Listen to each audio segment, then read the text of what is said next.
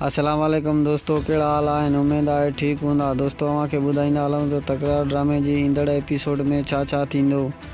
छा मीर मूसा गिरफ़्तार थी वेंदा? छा बावल ख़ान ऐं मीर ऐं मूसा पाण में विढ़ंदा? छा सिजावल ख़ान ऐं शेर अली पाण में मुआदो अटकाईंदा? इन खां पहिरियां दोस्तनि खे गुज़ारिश आहे त असांजे चैनल ते नवां आहियो त असांजे चैनल खे सब्सक्राइब कंदा ऐं बेल आइकन खे क्लिक करे छॾींदा जीअं हर ईंदड़ अपडेट सभ खां पहिरियां अव्हांखे मिलंदी रहे।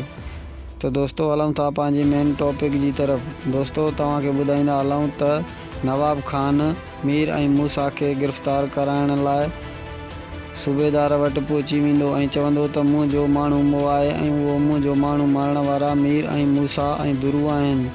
दोस्तों अव्हांखे इहो ॿुधाईंदा हलूं त बावल ख़ान बि मीर ऐं मूसा ऐं दुरूअ जे मथां शाहिदी ॾींदो ऐं नवाब ख़ान खे चवंदो त राति मुंहिंजे घर जे मथां फेरिंग करण वारा मीर मूसा ऐं दुरू आहिनि।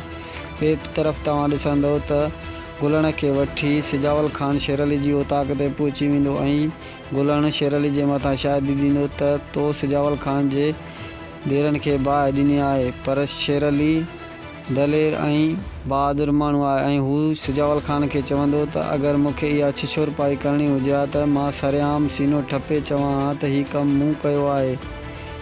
इन ते सिजावल ख़ान खे बि गुस्सो अची वेंदो ऐं सिजावल ख़ान चवंदो अगरि जेकॾहिं शेर अली तो अहिड़ो कमु कयो त उन ॾींहुं मां बि तुंहिंजो सीनो गोलनि सां परुण करे छॾींदुसि।